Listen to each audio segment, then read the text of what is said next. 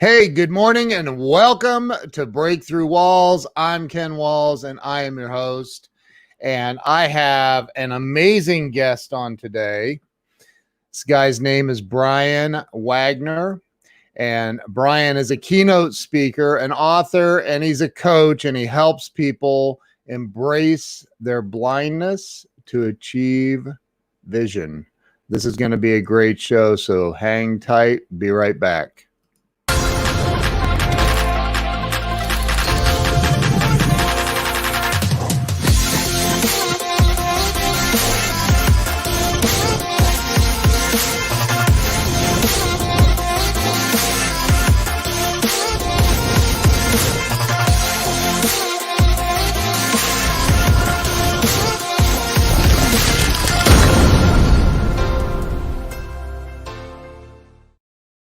Hey, we're back. So welcome to the show. I want to have y'all welcome my buddy Brian Wagner to the show. Brian, come on in. Hey, Ken. You still trying to share it out? Yeah, I am. Are you? Yeah, absolutely. Did you get it? Did you get it? I got it. I got it. All right. Hallelujah.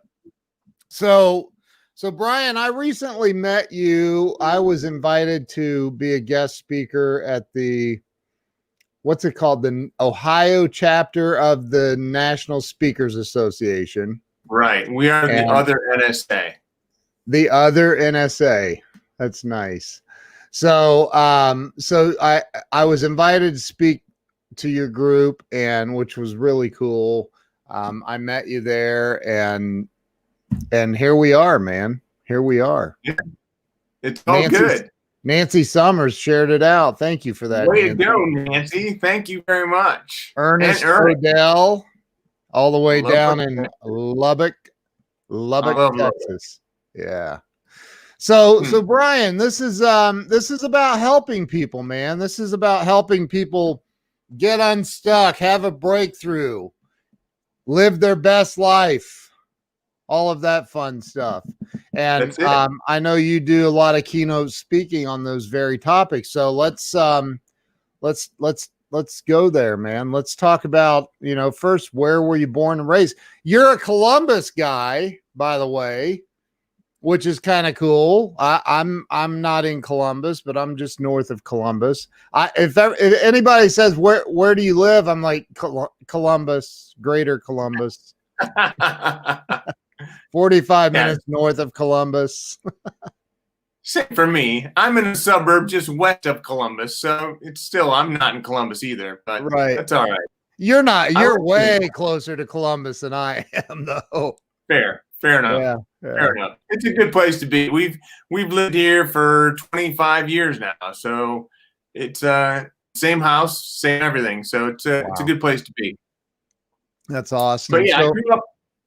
Yeah. Where'd you grow up? I grew up Northwest Ohio. I grew up in not in a tomato field, but on a tomato farm. We had 350 acres of tomatoes at the high point, and grew up there with the youngest of 10 kids. And it was near a little town called Wayne. I went to Elmwood High School. Ended up marrying my wife Connie.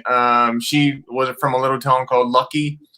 She went to Eastwood High School, so we're big on the Battle of the Woods. But I mean, growing up where I did, it was a great place to grow up. But I never really wanted to be on the farm too long, so yeah, farming didn't work for me. Is that up by Toledo?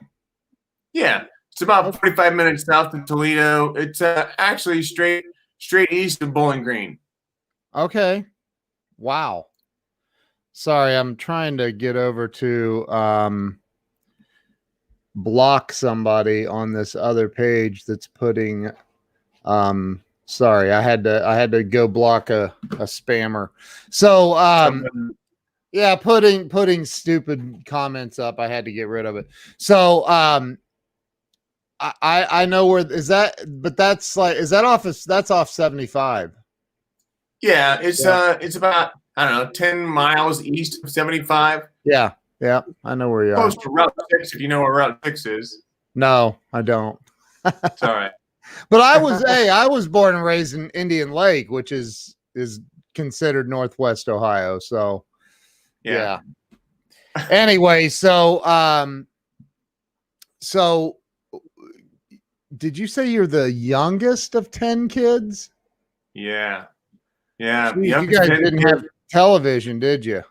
Well, we had a TV with 2 channels, but I was the one that spent the most time in front of the television. So I ended up they called me the TV guide for a while because I knew everything on. So you grew up out in, I mean, dude, tomatoes? Yeah.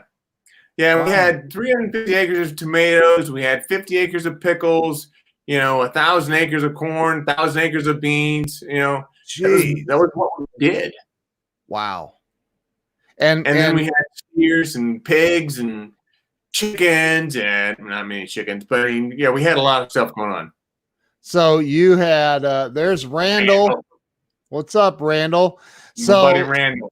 Yeah, he's a good dude.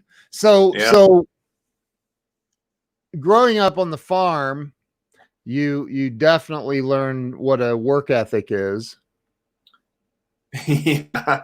Yes, and many times I can play the work ethic card because it was one of those things where people assume just since you grew up on a farm you had a really good work ethic. Now, yeah, we did have some work ethic, and it was important for us to get up in the morning and do whatever we needed to do our chores. But the work ethic didn't stick with me too much. I mean, I enjoyed my party time. So, did you? That was what I was all about. I was all about the party. So you went to school up there. Did you end up going to college? Yeah, I went to the University of Toledo. When I was at the University of Toledo, I had I had some tough grades, some tough things that I was going through. In terms of getting an education. I was my not oldest brother, but one of my older brothers. He graduated with a 4-year degree, so I was the second one to graduate with a 4-year degree out of all 10 of us. So I knew I didn't want to go back to the farm, so I had to make this education work out and be able to get through my industrial engineering school. So, but at the same time, I still had that party mode. I still wanted to have the party. So I'm famous for being quoted as saying at one point that I'm not going to let school ruin my social life. Right. Yeah. Yeah. So I can relate to that.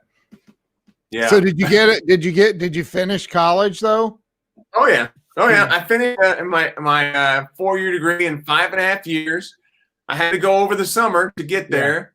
Wow. But spent a lot of time in class and a lot of retaking classes and all that. So my dad used to joke with me. My dad passed away 5 years ago, but he always joked with me that I was going to be a professional college student. Yeah. Lots but of no, I graduated with a degree in industrial engineering, and since then I've had several jobs related to industrial engineering, but nothing, where I was an explicit industrial engineer. And obviously things have changed quite a bit since then.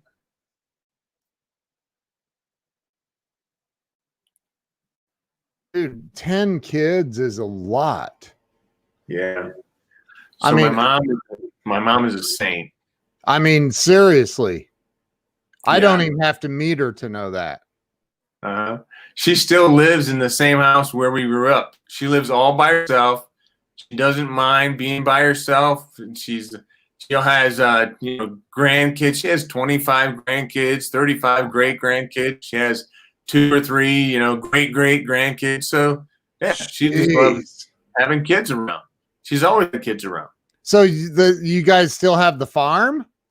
Oh yeah. Who's running the farm?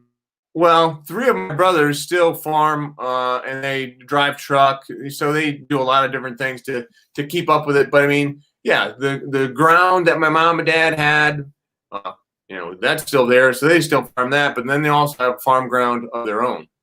Jiminy Christmas. And she managed to give birth to 10 children. Yeah. 10.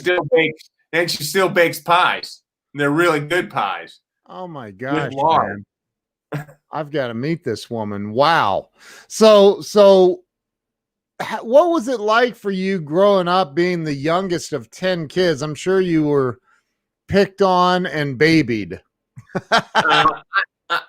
Yeah, I don't agree with the fact that I was ever babied. Yeah. I have younger siblings. You were babied. Go ahead. My brothers, I had a couple of brothers that were really bad about picking on me. I would, I would be sick, staying home from school, and they'd come in and they'd, tell me how I wasn't sick, and they'd, tell my mom, that I wasn't sick.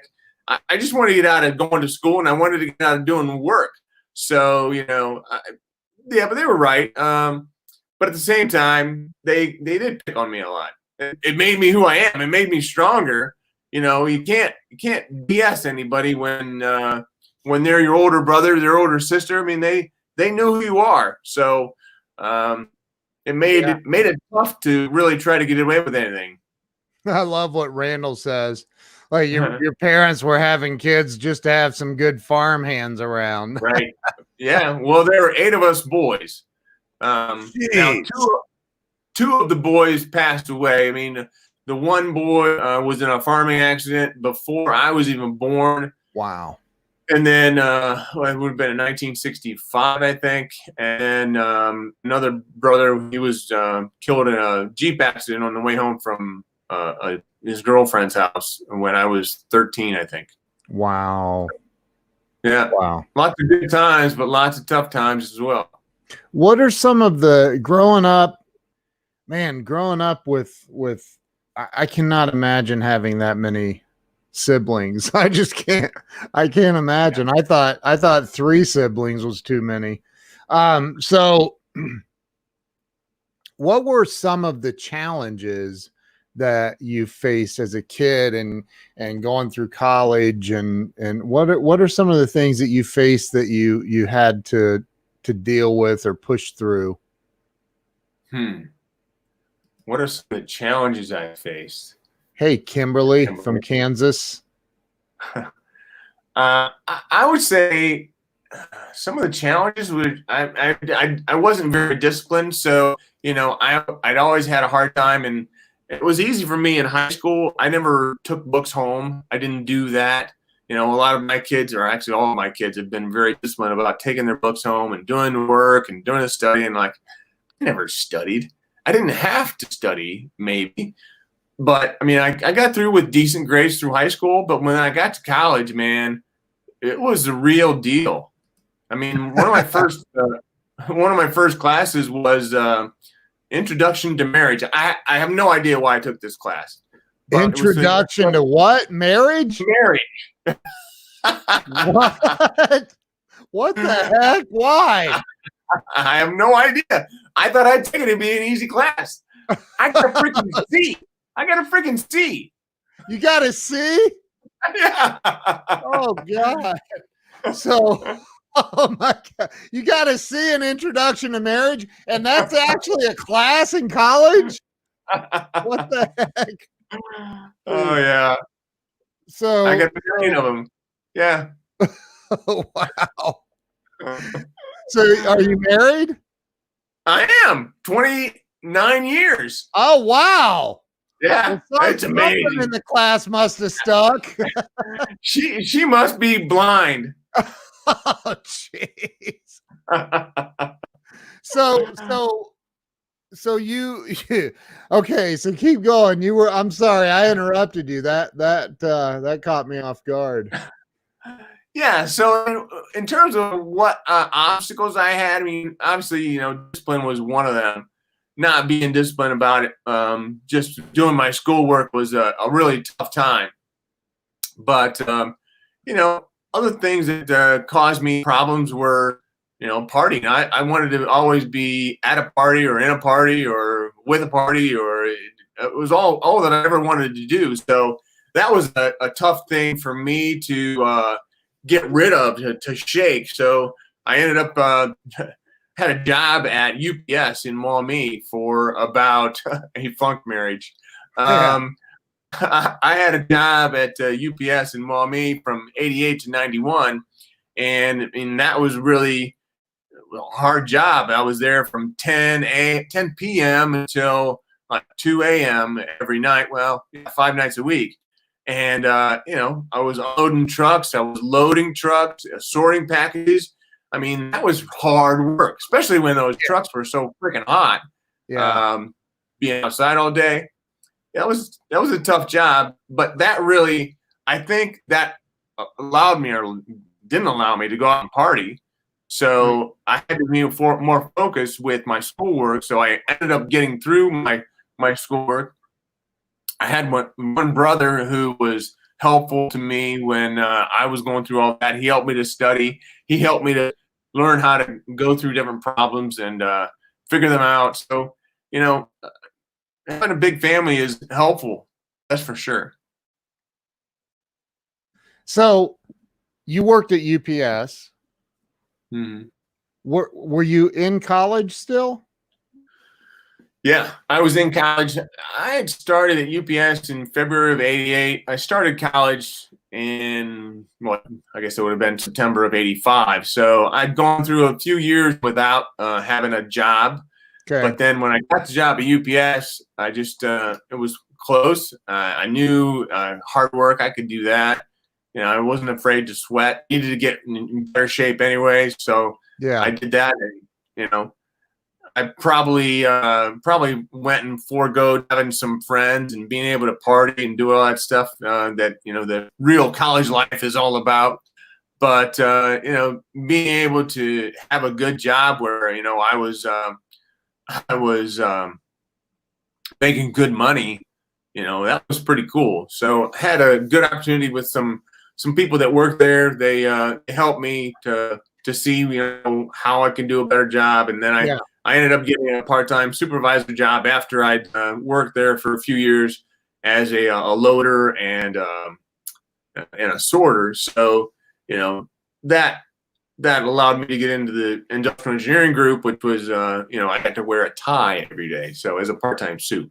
Yeah. So after college, what happened? Where'd you said, well, you didn't say. Did you get an industrial engineering? No, job? And we what was married. that? Hold it. Before you answer that, let me ask you this: was it the partying that you were into, the going to the parties, or was it more of an obsession with alcohol or drugs, or what was the crux of the situation, as they would say? I never did drugs. I feel like I should have, but I never did. You feel like it? Okay. Who feels that way? Anyway. Hey, it's never too late, man. You're never too old to start over. Right. But I guess I've always liked beer. I've always liked to, drink, and that was always a fun thing for me. So, I've struggled with just partying in general. You don't struggle with partying. I didn't struggle with partying at all. It was really easy for me. Yeah. That's what I wanted to do. So, I had friends that, were there, and I wanted to make sure, even when I was dating my wife, she would be she lived in Fort Wayne for a while, and I would go see her in Fort Wayne, and I'd have to leave by, 9 o'clock on a Saturday night because I wanted to get back to the College Station and there was a bar in Bowling Green. And, I wanted to get out there and, party with them, my friends. So I really messed up perspective on what was really important. Because, I left my girlfriend at the time, my fiance almost, and went and left her in order to go back to the College Station so I could party. It just didn't make any sense.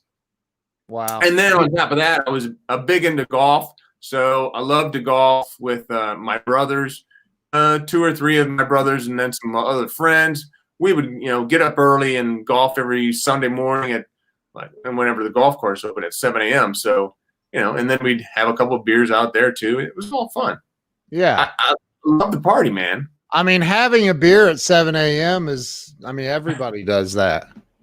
That's normal, right? But So, I didn't do drugs. Right. You didn't do drugs. So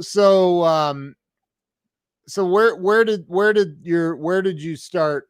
Where after college, where did you start working? My wife went to Ohio Northern up that way, which is right down the road from BG.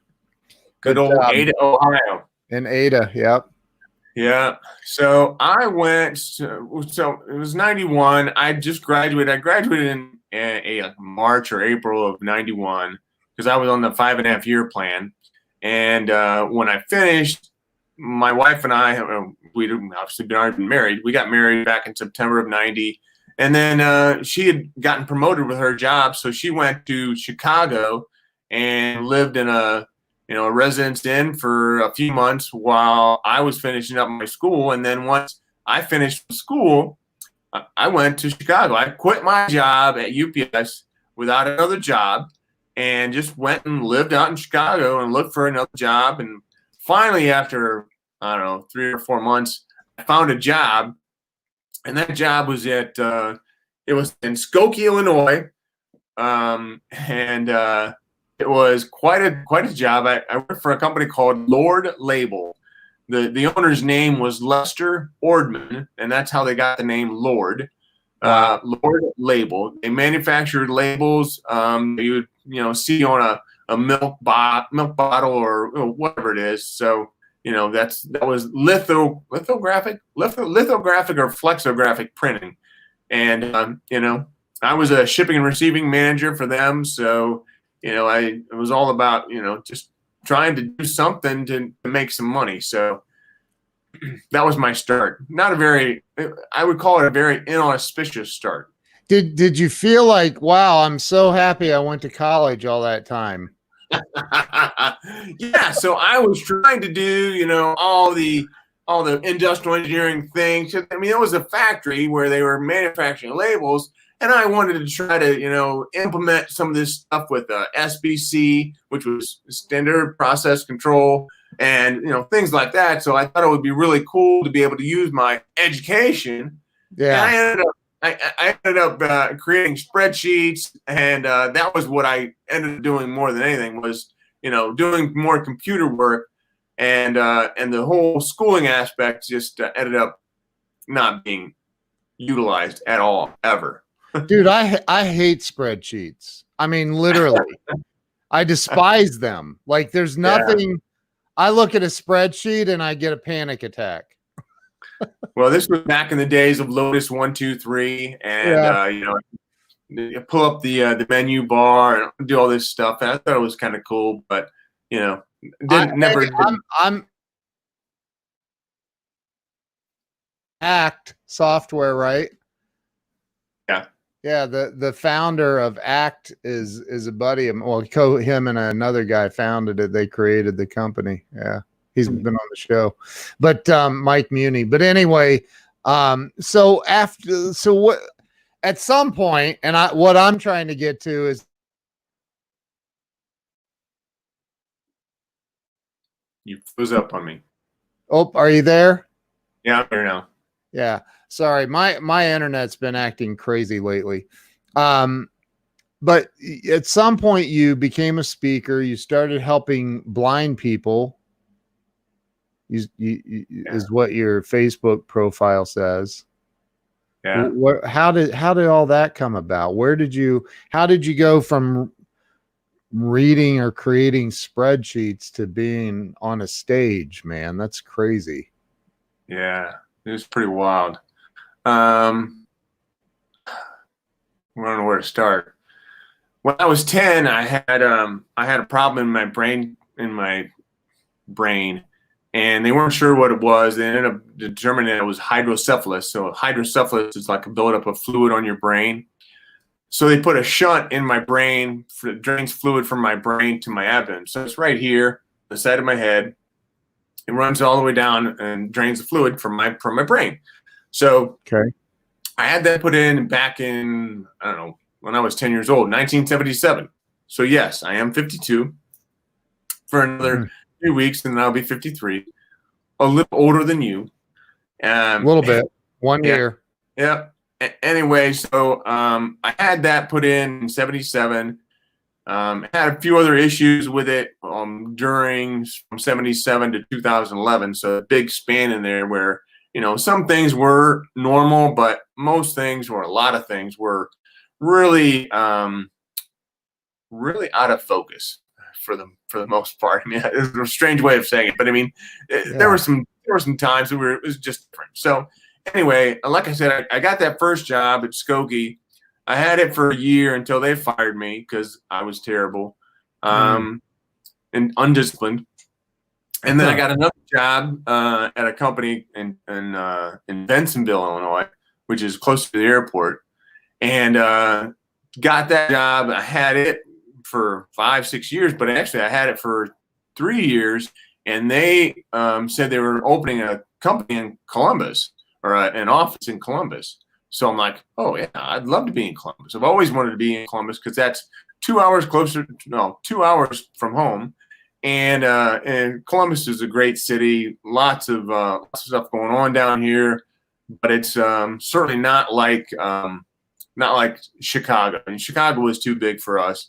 We didn't care for the traffic. We didn't care for a lot of different things. There were some good people there, but we didn't want to be there long term. And we had just started raising a family. So our first son was born in Naperville, which is another suburb of Chicago, and we moved back in 1995 to Columbus. I had a couple of other IT jobs during that time, and then a friend of mine from Somerville, actually, which is closer to Toledo, he called me. He said, "Hey, I got this job at IBM." I said, "IBM? Wow." I said, I'm not. I'm certainly not the IBM type.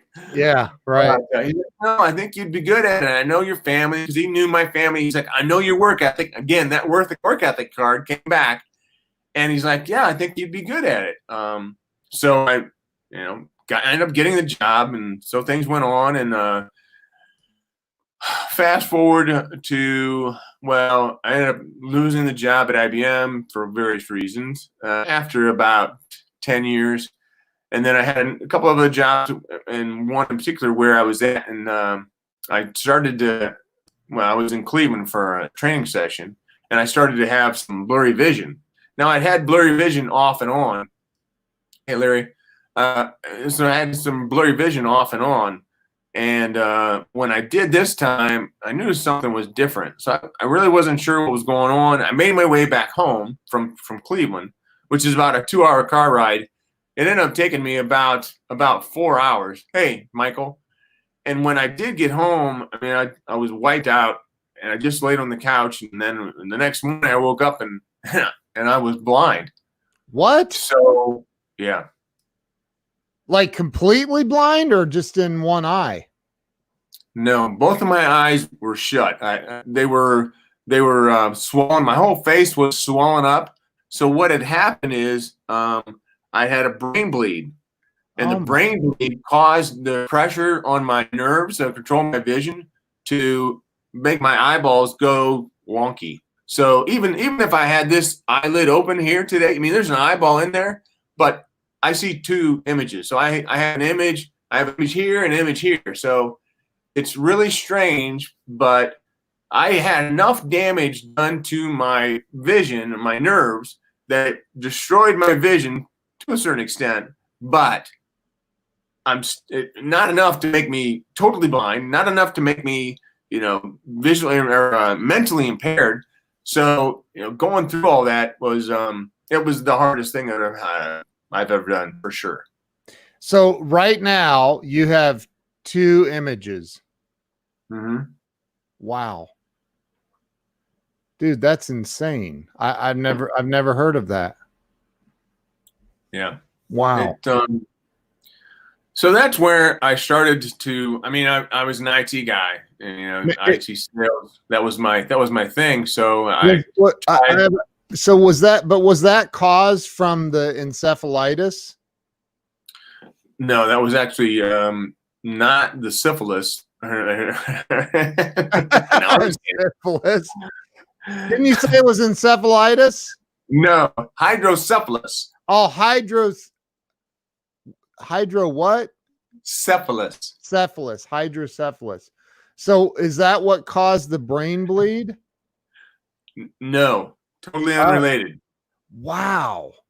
But I didn't have anywhere.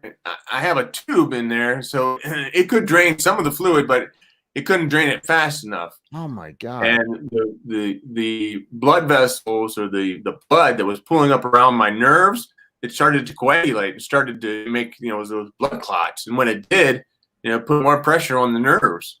Wow. So that's when it got pretty bad. Wow. So, Jiminy Christmas. So that at that moment you woke up, you said you woke up and you were completely blind. You had to have freaked out. Yeah. Yeah. I mean, I could, if I did this with one eye, I mean, I could get around. So this is really what I did for about 6 months.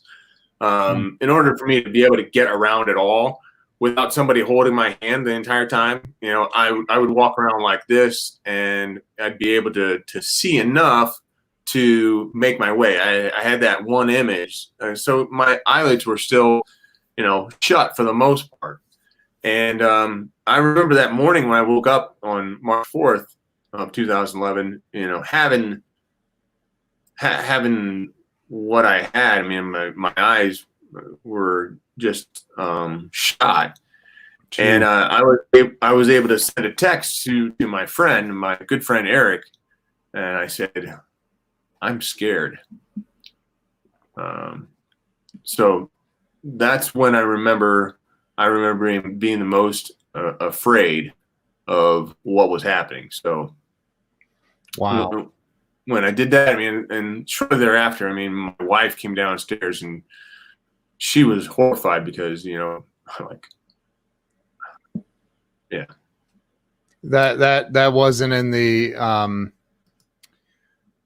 wasn't on anybody's list of goals for the marriage or life. No. I'm sure. No.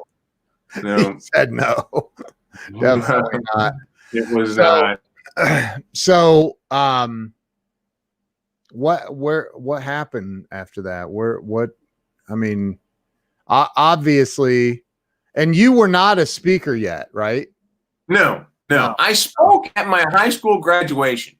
Okay. I had about 5-minute speech that I gave, and they loved it. It was great. But other than that, I mean, I'd left speaking. Yeah. So what happened after that? So you wake up that morning, you're blind. What happened? Where'd you go from there? Well, from there we went to the hospital, and the doctors, after hours and hours of tests and waiting and all that stuff, the doctor came in and he's like, "Your brain is bled, and it's this cavernous malformation you have is putting pressure on the nerves to control your vision. So we're recommending you have brain surgery." Oh my gosh! And there was one guy that they recommended. Actually, they had 3 guys that they recommended. One guy was at Stanford, one guy was at the Cleveland Clinic, and the other guy was in Phoenix. I'm like, Cleveland? I'm not very far from Cleveland. Why don't I just go there? Yeah. And they said, well, the one that's the best is in Phoenix. So I ended up going to Phoenix. Okay. Well, it was funny because we actually went to Cleveland to get interviewed by the guy up there, and my wife was interviewing him, and she says, so after we spent an hour and a half with him telling me, everything that was going on, he did all kinds of tests and whatnot. And she presented him with, okay, so we recommended, the guy in Phoenix, the guy at Stanford, and the guy in Cleveland, and you, what would you recommend that we do? And he looked straight at her and said, well, if I were you, I'd go to Phoenix. Oh my God. Yeah. Bye. No. Yeah, right. See you later. I mean, dude, that's like insane. Like that guy's like, yeah, okay. So you went to Phoenix. Well, at this point, we hadn't even been accepted to Phoenix yet. So we had to get accepted. Jeez. So finally we got accepted. I remember the day Barbara, his admin, called us and said, you're accepted to have brain surgery, elective brain surgery, kind of, because they told me the problems I have are only going to become worse and more frequent. Oh my God. Those are the words I heard. So how do you get worse than this? I mean, okay. and how do you? I mean, I can't imagine. I don't think anybody can imagine except you, maybe. But like, you're told this is going to get worse. You're not going to get better. It's going to get worse, and you're like, my brain inside here has been bleeding, and you're telling me it's going to get worse. What kind of a window of time was there between hearing that and actually going for the surgery? 27 days. That had to be the longest 27 days of your life. Yep. Like absolutely. Going, am I going to bleed out in my brain all of a sudden? Like you had to be running those questions through your head. Oh yeah. I mean, I had steroids that I was taking. I had all kinds of stuff going on. I mean, I had, fortunately I had a son who gave me his iPod shuffle, so I could listen to some good tunes. He had Pink Floyd and, Jimi Hendrix and, all these Beatles. I mean, he had lots of good songs on there. So I spent a lot of time just listening to music. What I didn't do listening to music, I spent drinking bourbon. That was another release of mine. Back to partying thing again, I guess. Yeah. So yeah, that's it was the longest 27 days of my life, and I would have dreams because I don't know if part of it was from the steroids, but I mean I would have dreams about how are they going to go in and do this to my brain? I mean because problems they have are in my brainstem. So they had to go in with it's called an MRI guided needle, and they went in with these like tweezers, and oh by the way, they gave me a copy of the surgery that they did. It showed them opening up my head and all the different vessels and all this bleeding and stuff, and it showed them actually going into my brainstem. Oh my gosh. I still have the CD somewhere, but wow. I watched it once. That was enough for me. Oh my gosh, man. Wow. You're one of the few people on planet Earth that can say I've actually seen my brain. Yeah. Right. Most people can't say that, dude. That's very true. Wow. I mean, 99.9999999% of the world cannot say they've seen their brain. That's insane, man. So you had the brain surgery. Where did they go in? Is it in the back or where? How do they do that? They've been right here. I got the scar right here. I don't know if you can see it or not.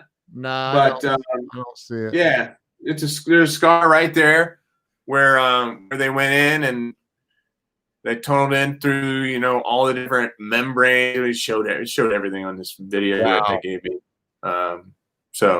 Wow. So you went and you had the brain surgery. What happened after that? Went and had brain surgery. That same day of having brain surgery, actually, I had a couple of brothers that came out. So one of my brothers drove out with his wife to Phoenix from Ohio. Yeah. That's a long drive. Who does that? Why not try? My good friend Eric that I told you, they're truckers. They like to drive, whatever. Yeah. So he drove out. My another brother flew, and then my good friend Eric that I told you about earlier, he flew as well. He flew out for my surgery Wow. to be with my wife when I was obviously not able to be. So how long was the surgery? I think it was like 3 or 4 hours. So I went in at 5:30 in the morning, and they did all this prep work and everything, and then they gave me the shot, and then like, okay, so count backwards from 10. So I went 10, 9, 8. That's the last thing I remember. Wow. The next thing I remember, I was awake, and I had these marks in my forehead, where they had screwed me into one of those halos. Yeah. So Jeez. they did that so I wouldn't move at all. And then once I was screwed in, and they did the surgery. So doctors evidently came out and said everything went as well as he had hoped. So wow. But the next day, that same day, I was walking the hall. Now I did have a little curtain closure assistance from my brother, because there's some things that nobody needs to see. Yeah. But right. he helped me through that. And then the next day after having surgery, I was discharged from the hospital at noon. The next day after having brain surgery. Yeah. I was just getting ready to say, so you were in Phoenix for what, 6 months and but no, next day you were out. Well, my good buddy Eric, he had he had bought a hotel room for a week. He reserved a hotel room for a week. So we stayed at the hotel for the next 6 days. We had a reserve. So we were right there, right next to an IHOP. We would, I would try to get up and go out and walk. My wife was, wanted to make sure that I stayed active.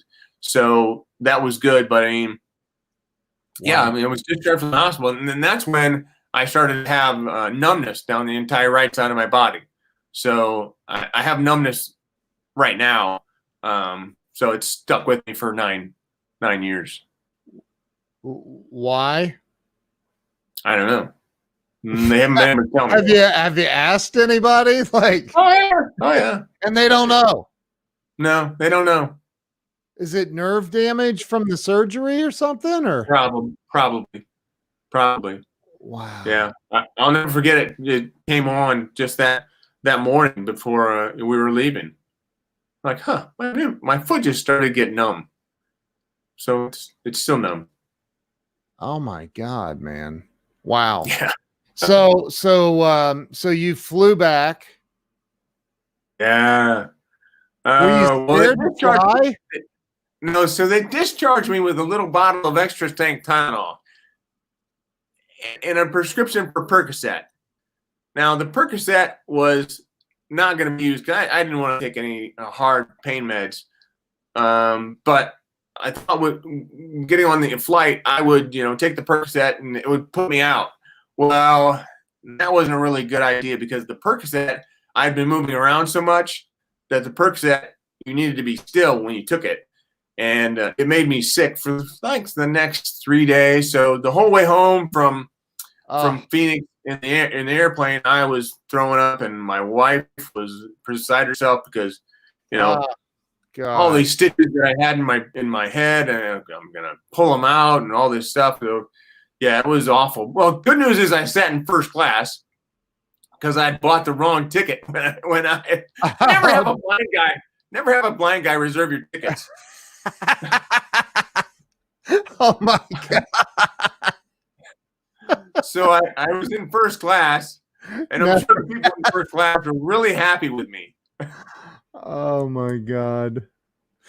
And then once we got to the airport to get home, and they pulled up the wheelchair for me. I was one of those people in the wheelchair, having to get off the plane. Wow. So so you fly. I'm sure your wife thought that the sickness was from the surgery or something. Yeah. I mean, God, altitude. I don't know. Wow, man. So sounds like your wife might be a living angel as well. Yeah, she is. Yeah, she is. I mean, Connie has done.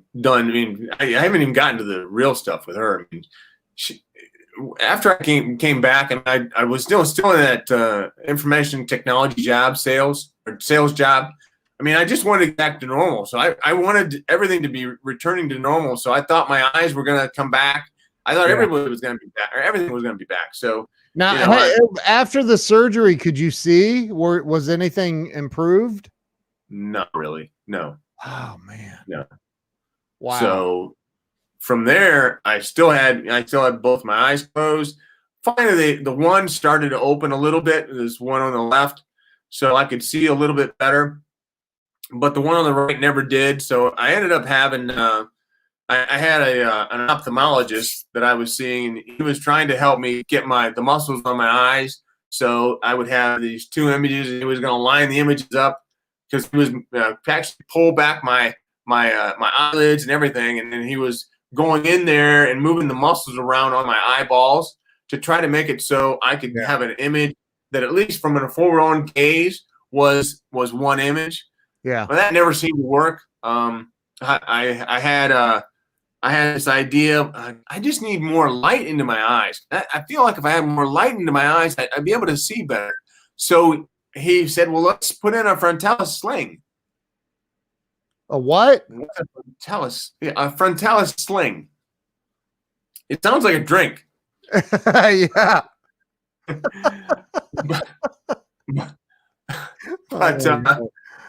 But he's like, "Well, let's do that." And I said, "Okay, let's do it." So I went in for surgery, and that was in January when I went in for surgery with that. And I'll never forget that day. I had this put in. So what it is, it's a fishing line that they put in, literally a fishing line that attaches my eyebrow to my eyelid. So when I go like this, you can see both of my eyeballs. Wow. But go back to the fact that I still see double when both my eyes are open. It doesn't work. So you can see out of your right eye. I can see an image, correct. But it's not like if you close your left eye and open your right eye, it's not a clear image. No. Gotcha. It's not.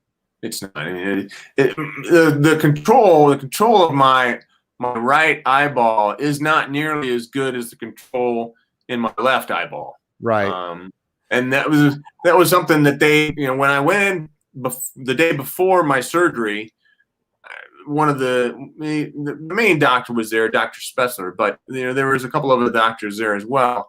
And the one doctor said, this is like seventh nerve palsy. I don't know what she was talking about, but she's like, this seventh nerve, we won't be able to do much with that. So wow. I don't really know this stuff, but. So wow.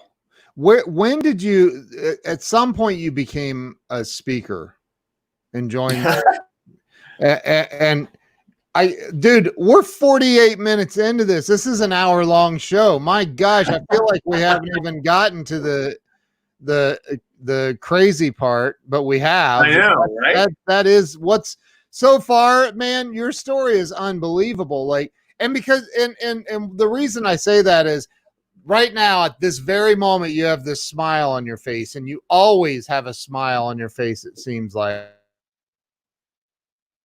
Yes. And you said it.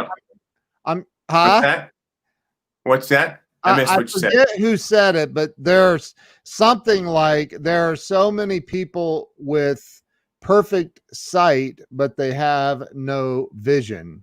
And it blows me away, your energy and attitude.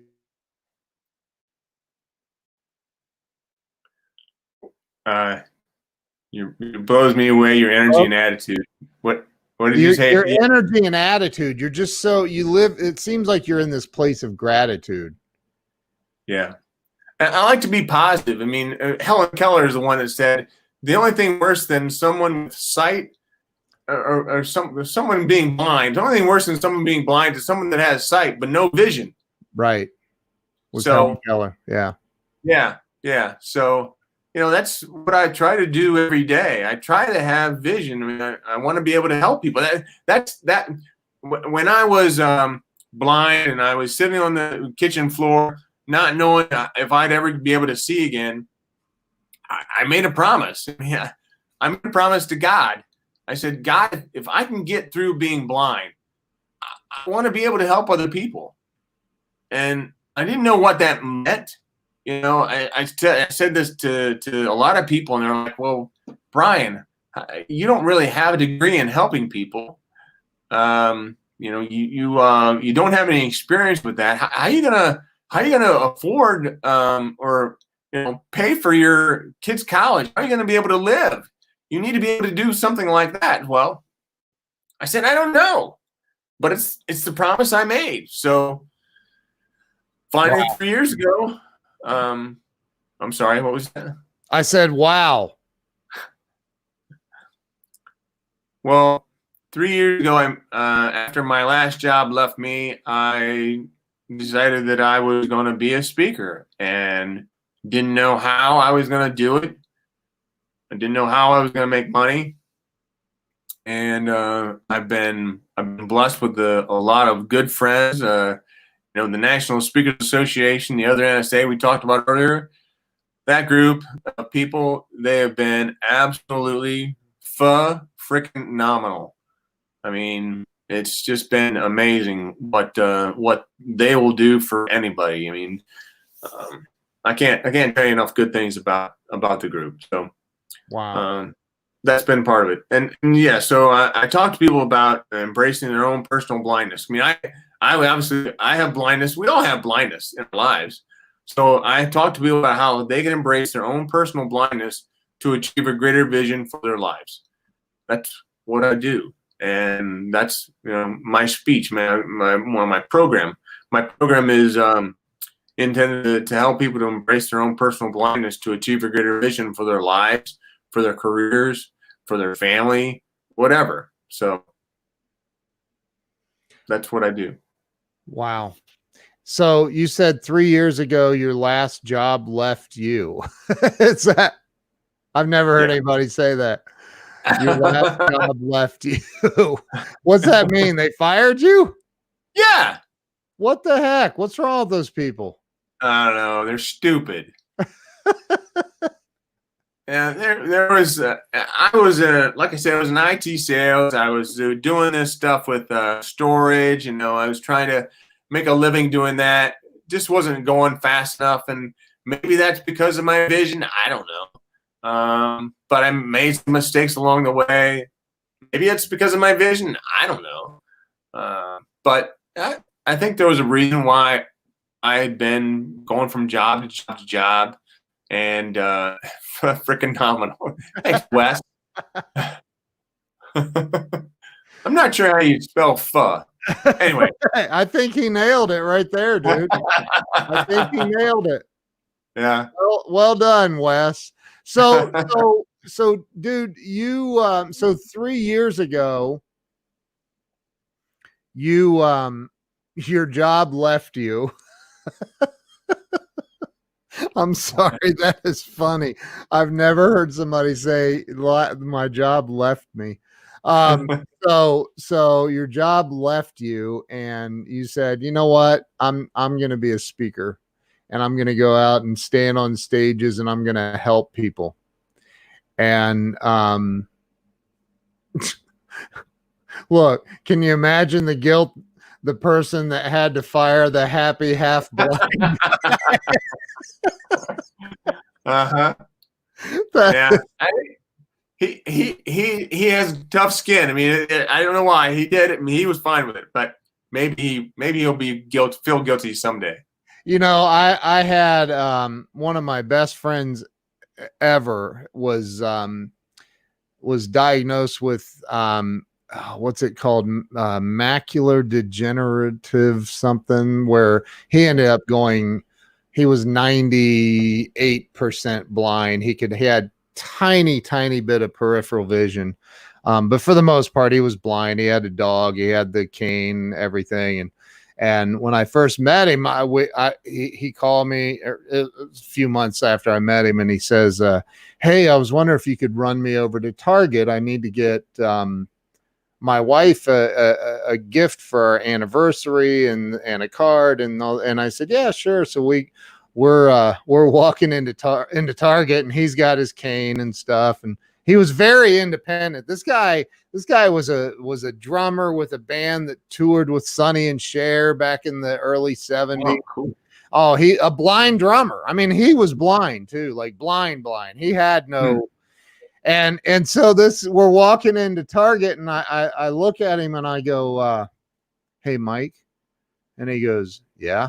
And I go, so I'm gonna like take you over to the cards, right? And he goes, yeah. And I go, do you need me to read the cards? And he goes, no, I'll read them, you asshole. He said, of course I need you to read them. I don't know. I'm not experienced with this. What do you know? So, but man, you've been through some stuff, dude. You've been through. A lot of people have. No, and that's what I love about you, man. You're not walking around carrying a victim card. Yeah. Well, I just happen to wear my story on my face. Right. I am Brian with one eye. Yeah. Wow. That's incredible, dude. So what do you think? Because I know you've done some speaking. Have you written any books yet? I did. Yeah? I wrote a book. Yeah, it's called Sometimes It Does Take a Brain Surgeon. Nuh-uh. Yeah. Are you serious? Yeah, it is. And the name of my company is called A Radical Vision.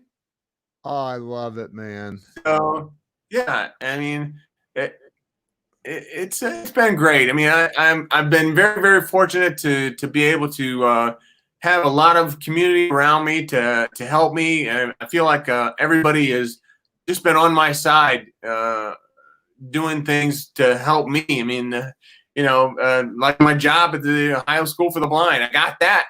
I didn't want that job, and they hired me to run their after school program. Like, why? Wow. What's your website address? Do you have a website? Yeah, it's a radicalvision.com. Radicalvision.com. ARADICALVISION.com. I'm putting it up on the screen. A radical. Actually, you can actually get there if you go to brianwithoneye.com. It's really a URL. brianwithoneye.com. Wow. You can get a free downloadable thing for me. Is that on both websites, the free downloadable thing? Yeah. What is that free downloadable thing? Well, the free downloadable, I should say the free downloadable is on what's what Robert got to say here. Oh, yeah, you're right, Robert. Absolutely. So the free downloadable is available on you go to brianwithoneye.com, and you can spell I with an I, or you can spell I with an I. It doesn't matter. That's where the free downloadable is. I have other stuff on radicalvision.com. So that's not, I don't know if I have any free stuff on there. I do have some stuff that I'm working on, but nothing right now. So www.brianwithoneye, right? Spelled out. Yes. Whoops. brianwithoneye.com. Is that it? That's it. So let me ask you this.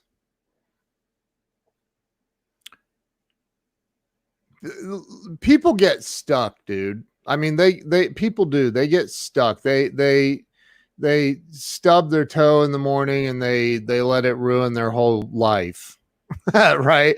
And like, yeah, that stub toe in the morning ruins the whole morning, which ruins the whole day, which ruins the week, which ruins the month, and they just live in that stuck place. What do you think it is that keeps people stuck in life and prevents them from, I mean, you were stuck. Let's be honest. You knew 20 years ago that you didn't really want to be doing what you were doing. Yeah. What keeps people stuck there? It's their mindset. It's their mindset. I mean, I've read a lot of good books. I didn't read until I went blind, and then I read a lot. I don't read a lot as much as a lot of people do, but I still read quite a bit. You know, I've read a book by Napoleon Hill, Think and Grow Rich. I mean, thank you, Wes. You know, Think and Grow Rich, that changed your mindset.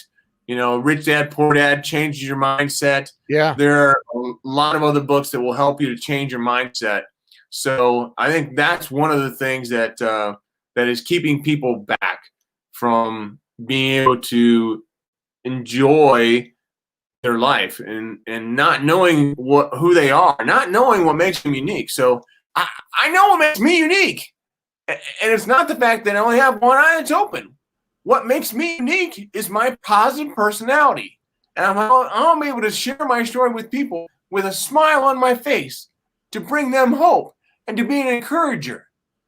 That's what makes me unique. And if people knew what made them unique, then they'd have a lot better chance of changing their mindset. That's a big thing for me. That's a part of my program, and it'll always be, because I want people to experience life at the fullest. You know, I had one of my kids, my daughter, she wrote me a Father's Day letter when I had the same year that I had surgery. Wow. And she told me what I was to her. She told me how unique I was. She told me, you know, that I just needed to stop comparing myself to other people. You know, it's a letter that I read to everyone that I get in front of. I want them to know how they can be an encourager as well. Do you read that when in your speeches? Every time. Dude, read it. I know you have to have it right there. Yeah, I do.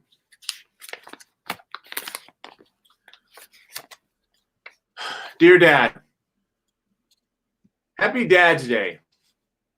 I hope you have a great day, because you definitely deserve it. All the cards and TV commercials always saying, my dad's the best. But they're all lying. You're the best ever. Sure, other people's dads are great. They're younger than you, and sportier, and funnier. But you've got something that they don't have. Bravery. Even after everything you're going through, you still got out of bed in the morning. You still joke around and play with us and cook on the grill, even though you only have half of one good eye. But you do more still. You inspire me. You teach me that even if you go through the toughest, most grueling things, if you just believe that God is right there with you through everything, believe that everything turns out okay in the end, believe that sometimes the only thing you can do is hope, beyond hope, then maybe, just maybe, you'll make it out alive. Not always unscathed, but alive. And giving me that hope, that sense of belief, well, I take that over a dad with two good eyes any day. Love, love, love, love, love. Jess. Wow. Wow, dude. That's so powerful. So I ask people, when's the last time you received a letter like that? I got a better question. When's the last time you wrote a letter like that? Think about that one. I had that one person, the one subject matter expert, the one doctor that I needed to tell what he meant to me. I needed him at the time. But I mean, other people have one in their life. There's one coach, one mentor, one teacher, whatever, friend, spouse, whatever. You need to tell what they mean to you. You need to tell them what impact they've had. You need to tell them to stop comparing themselves to other people. It doesn't matter if other people's dads are great, younger than you, you're funnier. You're still my dad. So stop comparing yourself to other people. There's other parts of that letter that have an impact on me knowing who I am. She just wanted me to be your dad. Yeah. So that's what I was.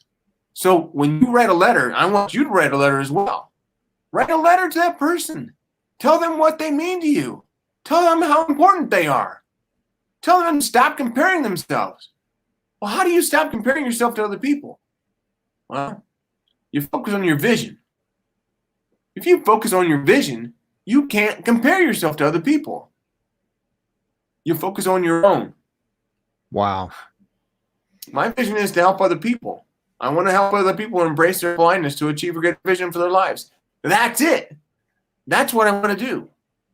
I'm going to do it any way I can. I'm going to do it screaming on the mountains. And I think that what's important, Brian, is should I call you Brian or Brian with one eye? You can call me whatever you want. I've got lots of nicknames. I freaking love you, dude. You're unbelievable. There's so many people walking around on this planet with perfect eyesight, and they are not. They have, and again, I know it's a now it's a Helen Keller cliche almost, right? But they have no vision, and so when you say you help blind people embrace their blindness and create a vision, or I'm not sure if that's exactly how you said it, but that could apply to people with perfect sight. Absolutely. In fact, it probably applies to most people. Yeah. So I talk about vision, but I also talk about blind spots because, we all have blindness. So how do you see through your blind spots? You got to have people to help you. Having people to help you with your blind spots is an important part of being able to have vision, because the process that I take people through is from a process of blindness to sight to vision. Because if you can go from blindness to sight to vision, then you're going to be able to help other people. You're going to be able to live a life that you would be happy to have lived. Wow. Dude, that's powerful. Where can everybody follow you? I saw, I don't know if Don Green is still on here, but Don Green was watching. He's the CEO of the Napoleon Hill Foundation, and we were just talking about Napoleon Hill. So where can people follow you? And my gosh, what I can't even imagine what your keynote is like. I'll bet people are floored hearing you. Well, so people can find me at radicalvision.com, Brian at radicalvision.com. That's one of the easy ways. Obviously, I have a LinkedIn, a Radical Vision. A Radical Vision is my LinkedIn. Same thing with Facebook, as well as Twitter, and then Instagram. So they're all at a Radical Vision. Wow. Brian, thank you, man. I'm so grateful that I met you and that you took the time to come on the show. I'm glad I met you. Thank you very much for having me on. Such a powerful story. Wow. People really need to wake up and have a vision and pursue. I'd love to come back someday. There's more to tell. I'm sure there is. I'm sure there's a lot more. Let's have you back, man. Let's do it. Brian, right. Thank you so much. I appreciate it. Don't hang up on me. I'm going to end the live stream, and I'll I want to chat with you afterwards. So thank you to everybody who popped in here and watched and shared this out. And Brian, thank you for sharing your unbelievable story and your amazing transparency as well. Thank you. Thank you. We'll see you guys later.